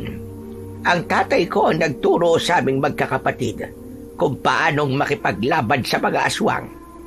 Dahil kasi sa dami ng aswang na napatay noon ng tatay ko, ay natatakot siya na kaming mga mahal niya sa buhay ang gantihan o saktan ng mga aswang. Matapos ang kanilang pag-uusap, ay pinanood ni Crispin si Lola Amor sa paglalagay nito ng proteksyon sa kanilang bahay laban sa mga masasamang elemento, lalong-lalo na sa aswang. Nilagyan nito ng bawang at asin ang gilid ng bintana at pinto. Kinahapunan, nagtungo si Lola Amor sa kabilang baryo upang bumili ng buntot ng pagi sa isang matandang albularyo. Isinabit nito yon sa likod ng pinto kung saan madali yung makukuha kapag kinailangan. Lola, teka po, para saan po ang buntot ng pagi? Alam mo, Apo, mabisayang sandata laban sa mga aswang. Kapag inihampas mo yan sa kanila, ay matindi ang pinsalang makukuha nila. Pero depende pa rin sa klase ng aswang, Crispin. May mga aswang na labis na nasasaktan ng buntot ng pagi at meron namang hindi tinatablan. Naputol ang pag-uusap nila nang makarinig sila ng humintong sasakyan sa labas ng kanilang bahay. Sabay silang lumabas at nakita nila si Roberto na bumaba sa kotse nito at taas noong naglakad papalapit sa kubo nila. Nandito na po ang isa pang aswang, Lola. Tumahimik ka muna, Crispin. Hayaan mong ako makipag-usap sa kanya. Huminto si Roberto sa harapan ni na Crispin at Lola Amor. Isang nakakalokong ngiti ang sumilay sa mga labi nito. Pinahanga niyo ko. Hindi ko akalain na buhay pa kayong dalawa matapos kayong atakihin ng aswang kagabi. Teka, paano niyo nalaman yun? Huwag niyo pong sabihin na ikaw yung aswang. Ako, aswang? Hindi ako aswang, Crispin. Pero may kilala akong aswang. At yun ang inutusan kong umatake sa inyo kagabi para takutin kayo. Roberto, bakit mo naman ginawa yun? Alam mo bang muntik na kaming mapahamak ng aking apo dahil sa ginawa mo? Dahil masyado kayong matigas na maglola. Kung ibinigay nyo na lang sana agad ang lupang kinatatayuan nyo, ay hindi ko maiisip ang bagay na yon. Ano bang gusto nyo mangyari? Bakit hindi nyo na lang irespeto ang desisyon namin ni Lola? Ang gusto kong mangyari ay pumirma ang lola mo sa dokumentong dala ko. Nakalagay dito na inililipat na niya sa pangalan ko ang lupang ito. At ano pagkatapos? Ibibenta nyo to? At isusugal ang perang makukuha nyo? Hindi po kami papayag. Tama ang apo ko, Sir Roberto. Pasensya na, pero hindi na namin maaaring ibigay sa inyo ang lupang ito. Nandito na ang buhay namin. Hindi na kami papayag na maging ito ay mawala lang dahil sa pagsusugal nyo. Kung ganun, ay pasensyahan na lang tayo. Umasa na kayo na hindi na kayo makakatulog ng maayos tuwing gabi. Dahil gabi-gabi kayong gagambalain ng aswang na inutusan ko. Hanggat hindi kayo pumapayag sa gusto ko, ay hindi ko kayo patatahimikin. Pero wag niyo akong sagarin. Kapag nainip ako, ay ipapapatay ko na lang kayo sa aswang na yon. Para tapos na ang problema ko sa inyong dalawa. Ayaw niyo naman sigurong umabot pa tayo. Sa ganun, hindi ba? Nang dahil sa tutok masyado sina Crispin at Lola Amor kay Roberto, ay hindi nila napansin na nasa likod na pala ni Roberto si Baby. Nagulat na lang sila nang hampasin bigla ni Baby sa ulo si Roberto gamit ang dala nitong maitim na kaldero. Mabilis na humarap si Roberto kay Baby. Susuntukin sana ni Roberto si Baby, pero agad nitong iniumang ang maitim nitong kaldero. Sige, subukan mo saktan ako at lilipad tong black kaldero ko sa pagbumuka mong hayop ka. Ano bang kasalanan nila Crispin at Lola Amor sa'yo, ha? At pinagbabantaan mo ang buhay nila? Walang imik na tinabig ni Roberto si Baby. Muntik pa itong matumba. Malalaki ang hakbang na naglakad si Roberto papunta sa kotse nito. Bago ito sumakay, ay huminto pa ito at isa-isa silang dinuro. Hindi pa ako tapos sa inyo. Hindi ako titigil hanggang sa mapunta sa akin ang lupang yan. At ikaw naman na dalahirang bakla ka, damay ka na rin. Pagsisisihan mo na kinanti mo kung walang hiya ka. Wala akong care kahit idamay mo pa ako. Wala akong kinatatakutan, no? Matapang na inirapan si Baby ni Roberto bago ito tuluyang sumakay sa kotse nito. Agad yung pinaandar ni Roberto ng mabilis. Nagmamadaling lumapit si Baby kina Crispin at Lola Amor habang may pag-aalala sa mukha nito. Nako, okay lang ba kayo? Ano ba nangyari? Sino ba ang buwisit na lalaking yon na mukhang guns? Yon si Sir Roberto. Yung sinabi namin sa'yo na kapatid ng namatay naming amo. Nako, yung pala yung walang yang Roberto na yon. Dapat pala, nilakasan ko yung paghampas ko sa ulo niya ng matuluyan na. Baby, salamat sa ginawa mo, honey. Pero hindi mo na dapat yun ginawa. Tignan mo, at mukhang madadamay ka pa sa galit niya sa amin. Oo nga, Ate Baby. Alam mo bang inamin sa amin ni Sir Roberto na siyang nag-utos sa aswang na umatake sa ating kagabi? Gusto niya kasi kaming takutin hanggang sa pumirma si Lola sa dokumento na hawak niya.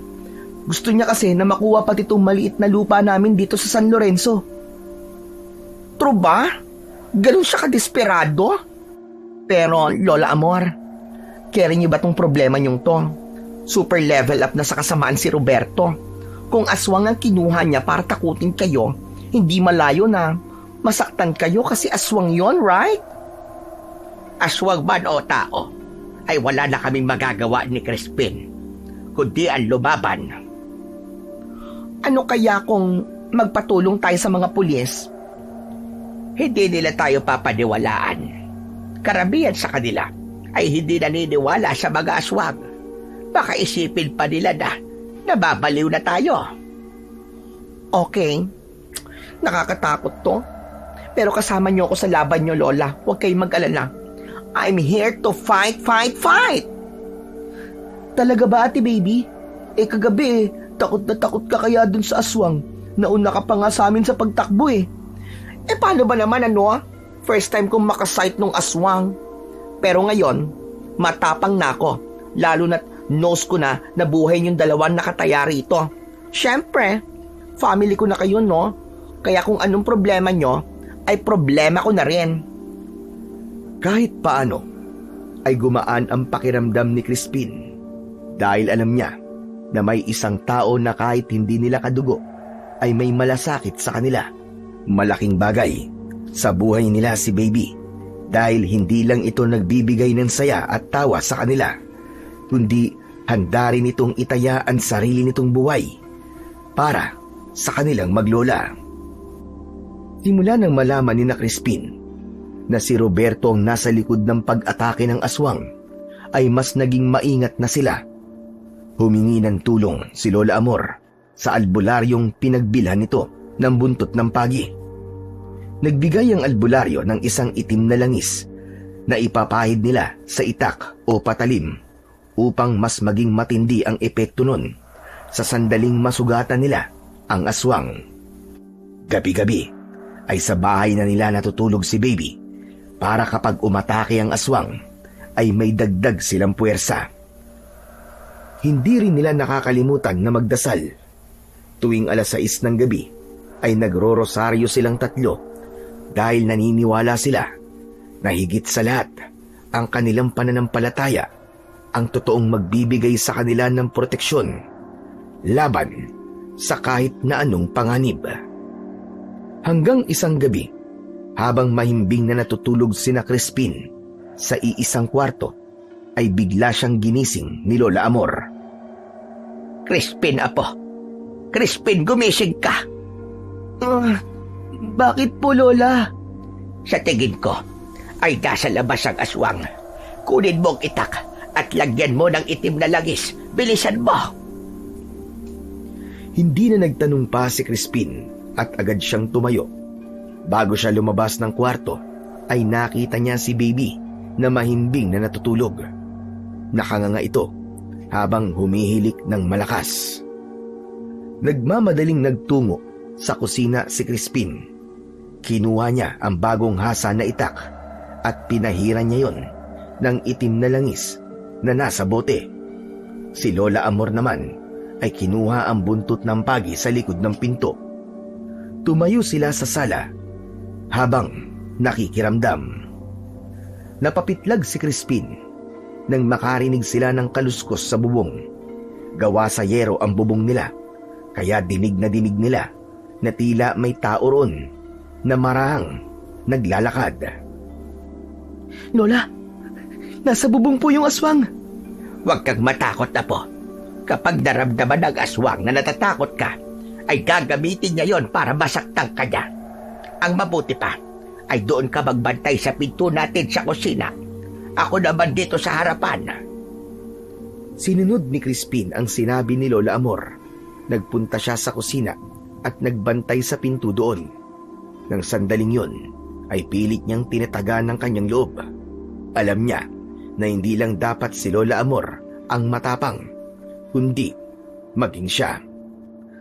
Habang nagbabantay sa pinto sa kusina, ay nakarinig si Crispin ng pagngiyaw ng pusa sa labas.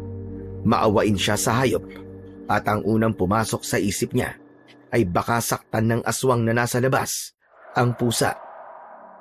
Marang binuksan ni Crispin ang pinto at nang sumilip siya ay isang itim na pusa ang kanyang nakita sa likod ng kanilang bahay.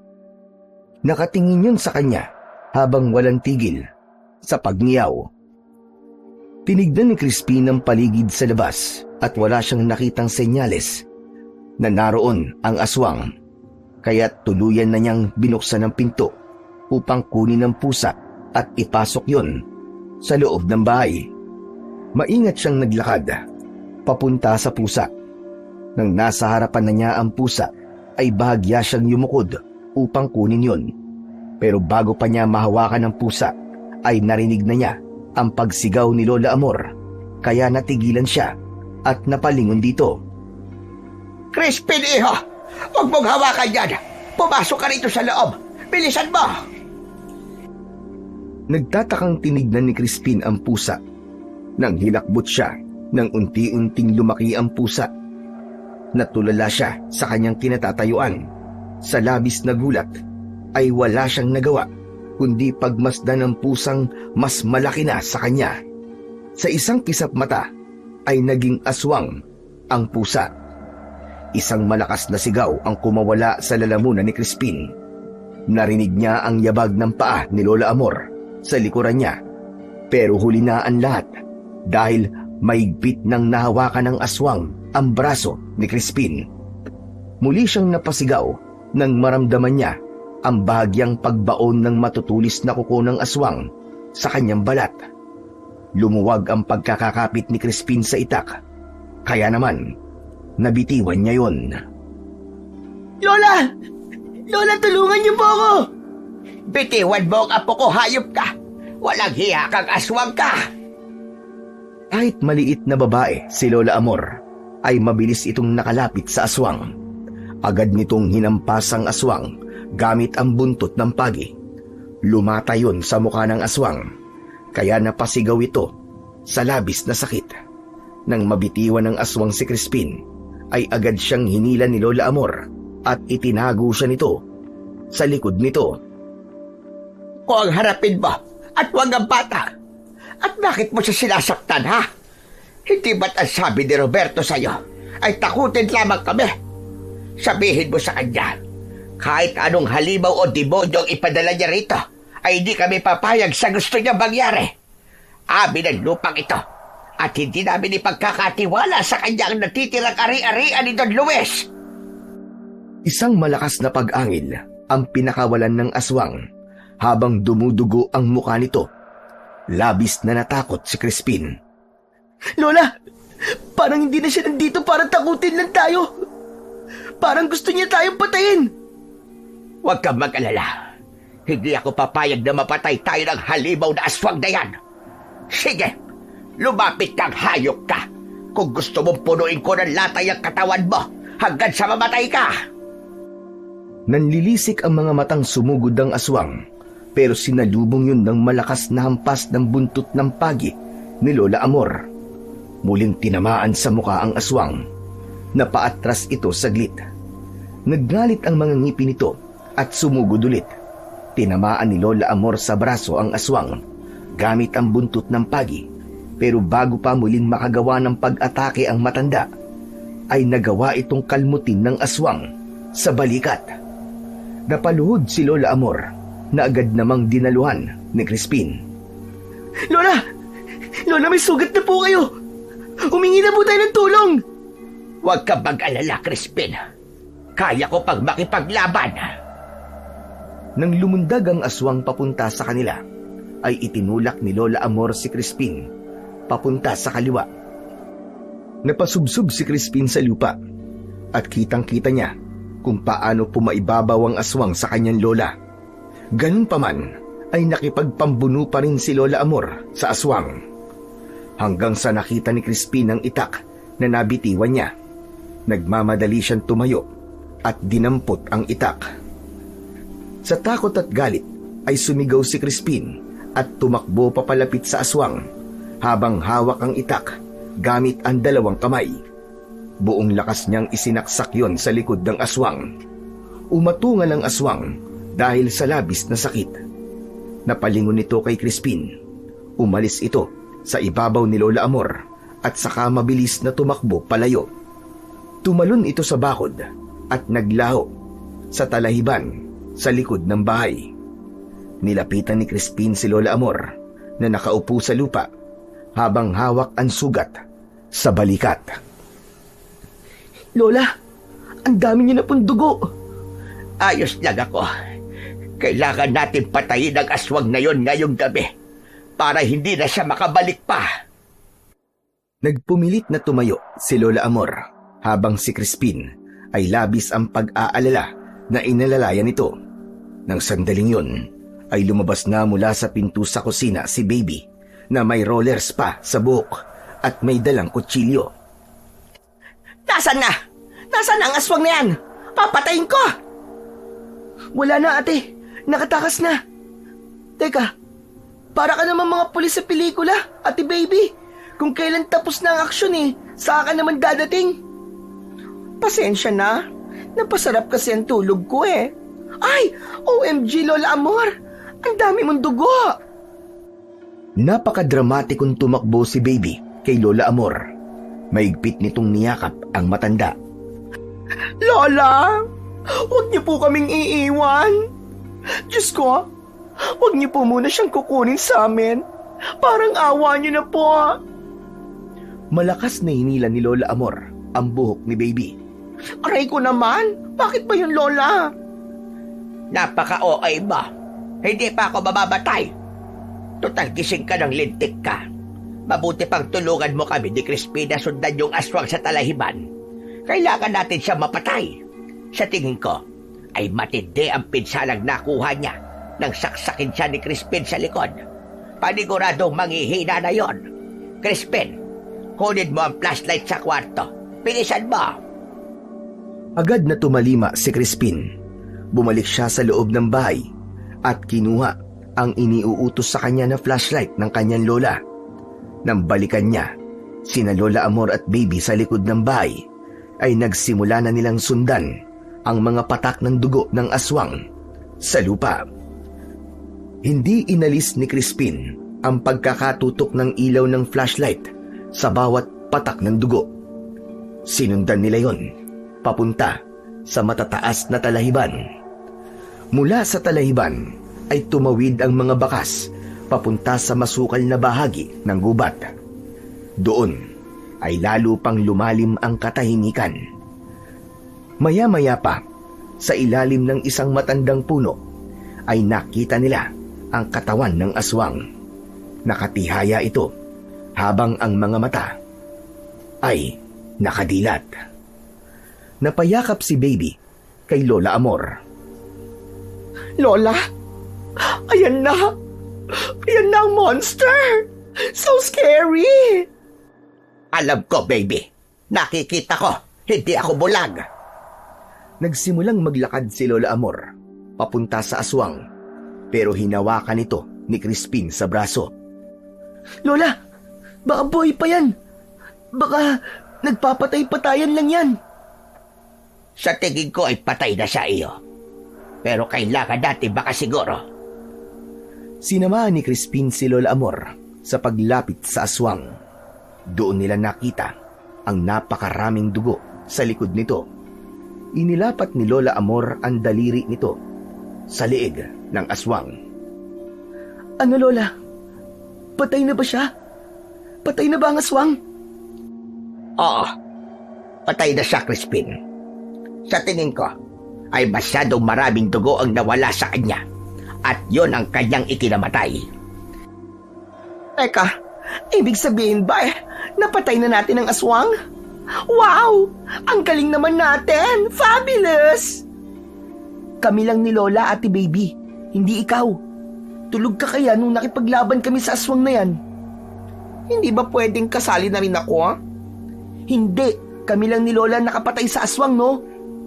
Tumahimik na kayo. At huwag na kayo magtalo. Ang mahalaga ngayon ay patay na ang aswang. Sigurado ko, natitigilan na tayo ni Roberto.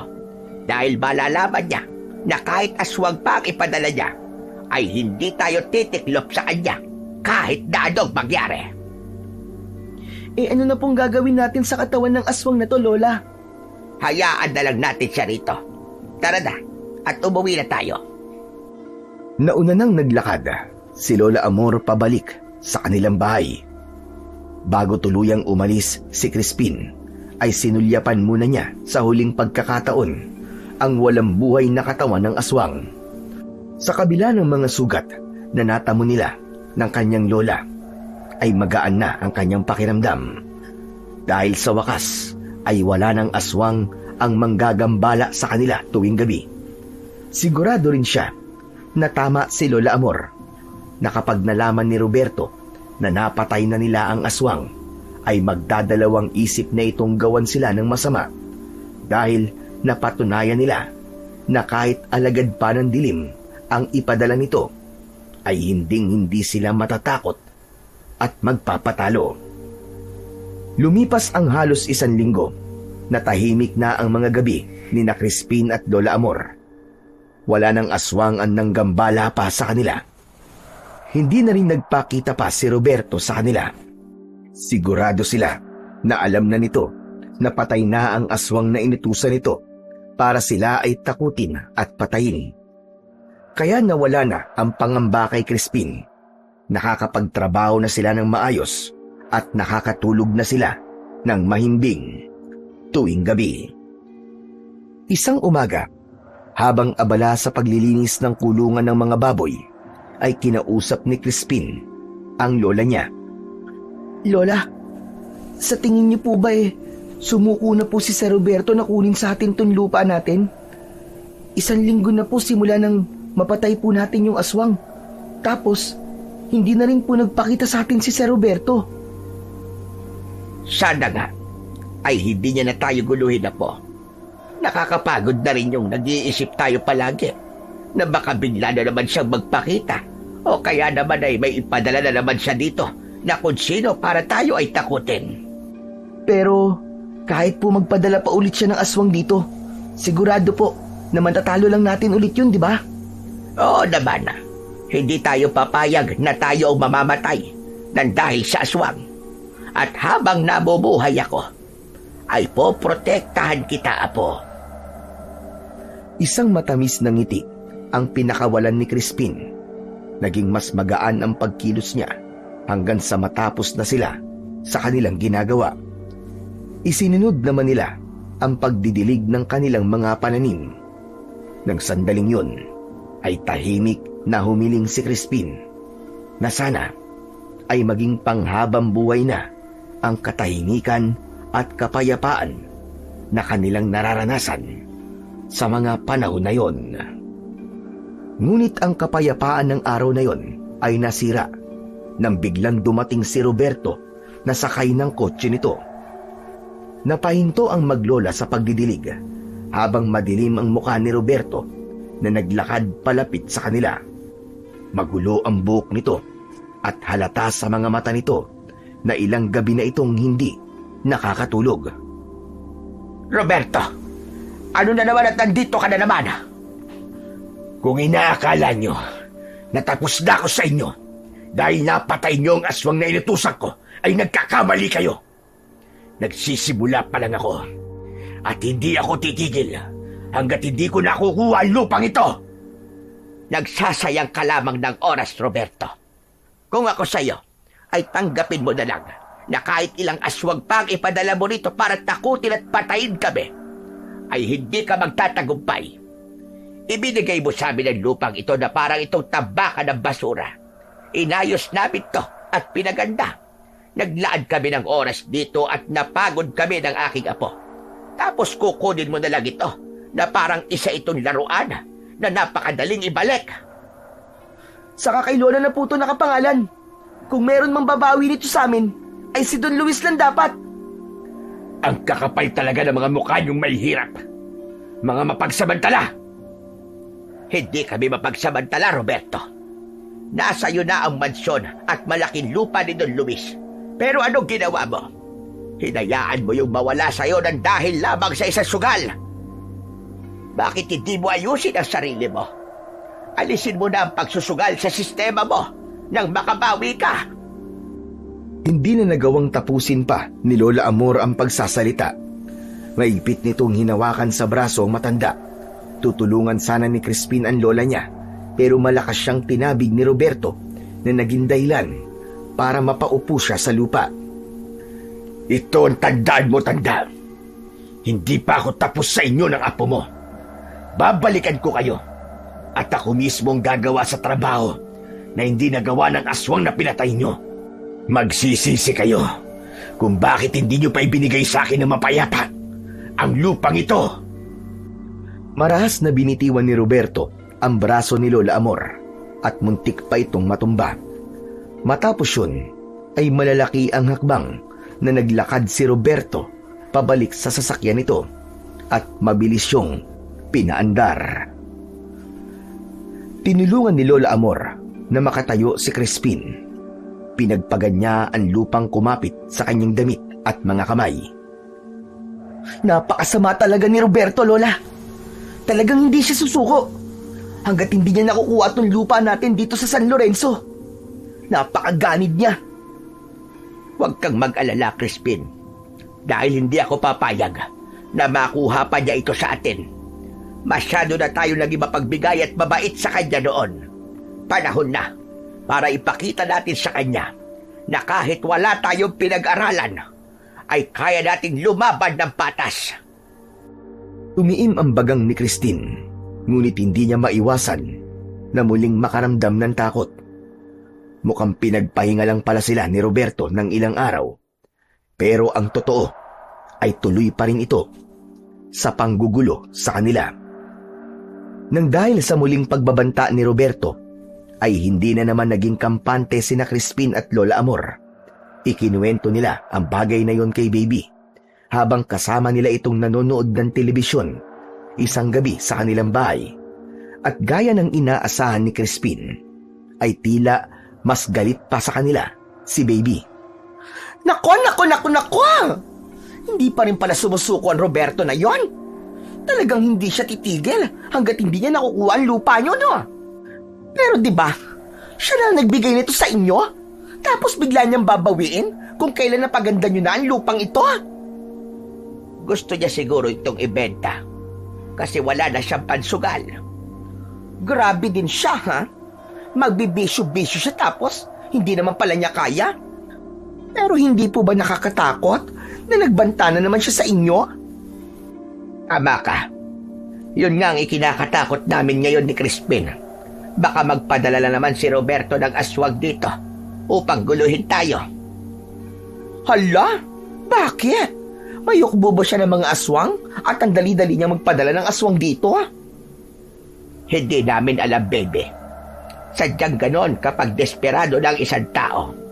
Lalo na't may mga koneksyon sa mga nilalang ng kadiliman. Lahat ay kaya niyang gawin kahit ang sa tingin natin ay imposible. Sinabi mo pa, Granny.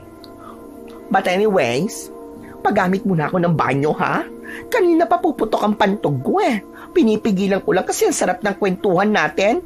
Sige, maiwan ko muna kayo dyan. Tumayo si Baby at nagtungo sa banyo ni na Crispin na nasa likod ng bahay. Habang nakatutok sila sa telebisyon, ay nagkatinginan sila nang biglang sumigaw si Baby. Agad silang napatakbo sa likod ng bahay at laking gulat nila nang makita nila si Roberto na nasa likod ni Baby. Nakasakal ang braso ni Roberto sa leeg ni Baby at tila wala na sa sariling katinuan si Roberto. Wala itong kahit na anong dalang patalim o baril. Lola! Help me! Bigla na lang sumulpot ang hayop na to paglabas ko. Tulungan niyo ako! Aray, nasasaktan ako! Tumigil kang bakla ka! Papatayin kita! Pipilipitin ko leg mo! Please, please, please, don't kill me! Roberto, pakawalan mo si Baby. Wala siyang kasalanan. Tayong dalawa ang mag-usap. At anong pag-uusapan natin, amor? Wala na tayong dapat pag-usapan pa. Ilang beses ko na kayo kinausap. Pero ayaw nyo pa rin ibigay sa akin ang lupang ito. Akala nyo ba ay nagbibiro lang ako? Nagsabihin ko na ako ang tatapos ng trabaho ng aswang ngayon? Pwes hindi ako nagbibiro. At tatapusin ko na ito ngayon. Hinabahan si Crispin habang nakatingin sa mga mata ni Roberto. Kakaiba ang panlilisik ng mga mata nito ng gabing yun. Parang may kakaiba rito pero hindi niya matukoy kung ano. Inakala ni na Crispin na nakakagulat na ang biglang pagdating doon ni Roberto. Ngunit mas lalo pa silang nagimbal nang unti-unting nagbago ang anyo nito. Mula sa pagiging tao ni Roberto ay naging isa itong nakakatakot na aswang. Pulang-pula ang nanlilisik nitong mga mata na animoy nagbabagambol ang apoy at nagngangalit ang matutulis nitong mga pangil. Mabagil langit! Isa kang aswang! Tama ka, tanda! At ginawa ko ito para ako na ang mismong pumatay sa inyo! Pero, paanong nangyari na aswang ka? Noong gabing kinalaban niyo ang aswang at tumakbo sa sagubat ay nandito ako. Sinundan ko ang aswang at bago siya namatay ay ipinasa niya sa akin ang pagiging aswang niya. Mas mabuti na ako na ang tumapos sa inyong maglola dahil malaki kayong tinik sa dibdib ko. Pwede bang mamaya na kayo mag-usap? Ano ba yan? Lola, help me na! Tumigil ka! Isa ka pa bakla ka! At dapat sa'yo ay pinapatahimik na! Nanlaki ang mga mata ni Crispin nang biglang sinakmal ni Roberto sa leeg si Baby.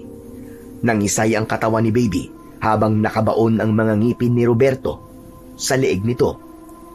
Sa kabila ng pagkabigla ni Crispin ay mabilis pa rin siyang nag-isip. Habang wala sa kanila ang atensyon ni Roberto ay pasimple siyang pumasok sa kanilang bahay.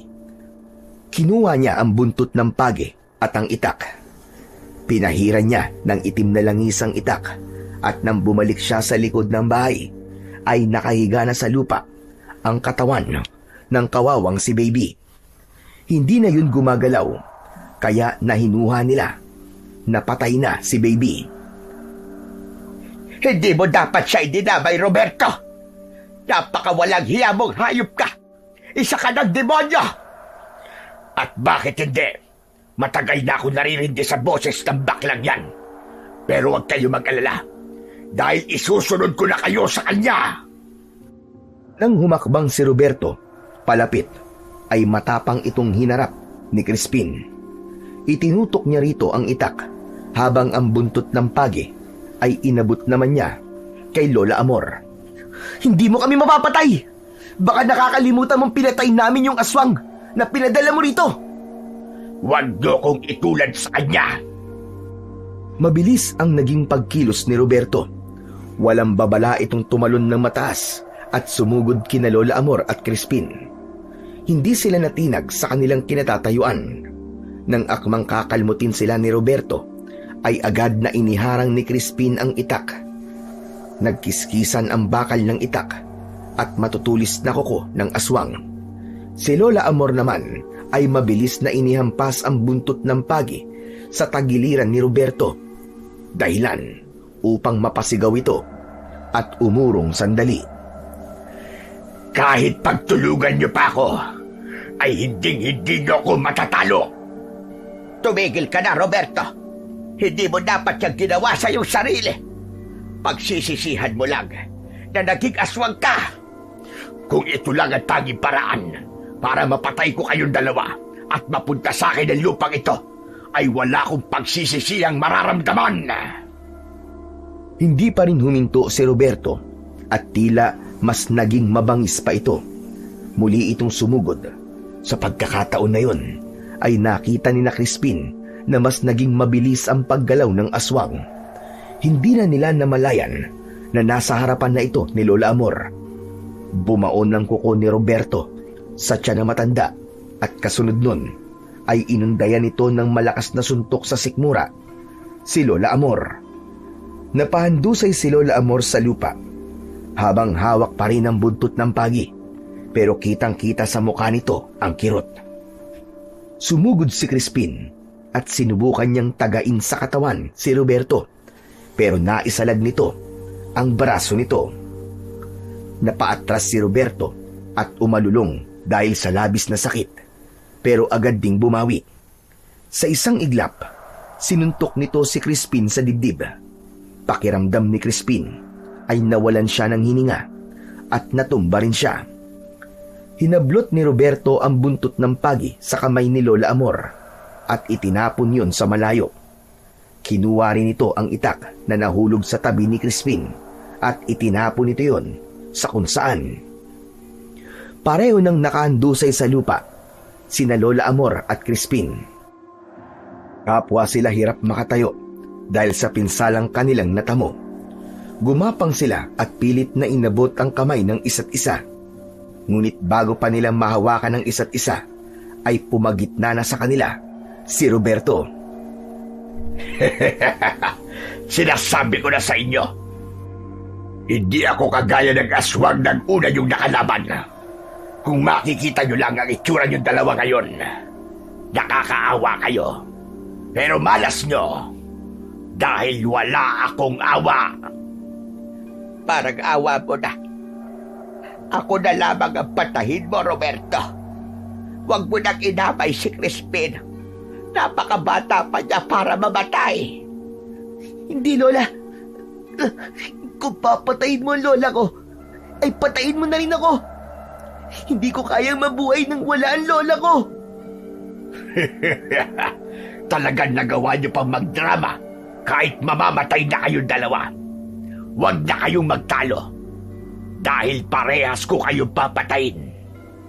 Pero sino nga ba sa inyo ang aking uunahin? Maawa ka, Roberto. Ako na lamang ang patayin mo. Tumahimik ka, tanda. Mas maganda siguro na ang apo mo na lang ang unahin ko. Gusto kong makita ang reaksyon mo habang unti-unti ko siyang pinapatay. Marahang humarap si Roberto kay Crispin. Pinilit niyang tumayo, pero ramdam pa rin niya ang paninikip ng kanyang dibdib. Patuloy sa pagmamakaawa si Lola Amor. habang umiiyak. Pero ramdam na ramdam ni Crispin na kahit na anong gawin o sabihin ni Lola Amor, ay desidido na si Roberto na patayin silang dalawa. Nang sandaling yun, ay nawalan na ng pag-asa si Crispin. Inisip na lamang niya na mas makakabuti yun dahil parehas silang mawawala sa mundo ni Lola Amor nang sabay. Ngunit lahat sila ay nagulat nang marinig nila ang boses ni Baby na nasa likod na pala ng aswang na si Roberto. Hoy, Roberto! Baka nakakalimutan mo ako! Biglang humarap si Roberto kay Baby. Mabilis na nilaslas ni Baby ang leeg ng aswang gamit ang matalas na itak na itinapon ni Roberto kanina. Napasinghap si Roberto at tinakpan nito ang malalim nitong sugat sa leeg gamit ang dalawa nitong kamay. Pero dahil sa lalim ng sugat nito ay patuloy na bumulwak roon ang napakaraming dugo hanggang sa napaluhod na si Roberto sa lupa. Hindi maaari ito. Hindi niyo ako mapapatay. Pwes, nagkakamali ka, pangit na aswang. Dahil itong tinatawag mong bakla ang tatapos sa buhay mo. Sa ngalan ng buwan, parurusahan kita! Ya! Malakas na tumili si Baby. Umikot pa ito at saka itinarak ang itak sa dibdib ni Roberto. Tuloy-tuloy sa puso nito. Yun na ang tuluyang tumapos sa buhay ng aswang. Bumagsak ito sa lupa at naligo ito sa sarili nitong dugo. Tila nandidiring binitiwan ni Baby ang itak at tinulungan ito sina Crispin at Lola Amor na makapasok sa bahay. Inihiga nito si Lola Amor sa mahabang upuan sa sala habang si Crispin ay naupo sa sahig. Kumuha ng damit si Baby at inilapat nito yon sa sugat ni Lola Amor. Ate Baby, paano ka nabuhay? Hindi ba kinagat ka ni Roberto sa leeg? Siyempre, nagpatay-patayin ako.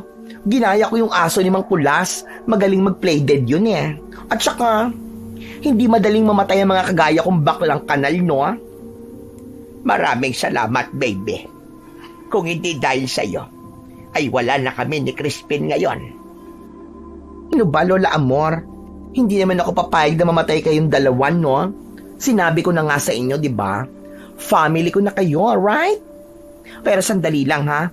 Hihingi lang ako ng tulong kina Kapitan para madala tayo sa ospital. Nagmamadaling umalis si Baby kahit pa may sugat ito sa leeg.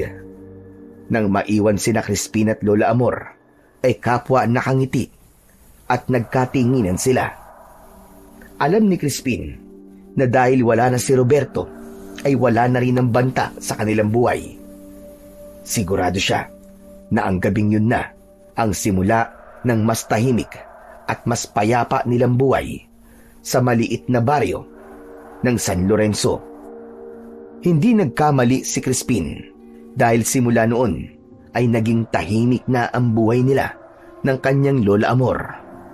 Nang gumaling na ang sugat ng kanyang lola, ay bumalik na sila sa pag-aalaga ng kanilang mga tanim at baboy. Si Baby, na buong tapang na tumulong sa kanila sa gitna ng panganib, ay mas lalong naging malapit sa kanila. Araw-araw ay puno ng tawanan at kwentuhan ang harapan ng kanilang bahay. At sa lugar na yon ay tuluyan na nilang nahanap ang kapayapaang matagal na nilang hinahangad.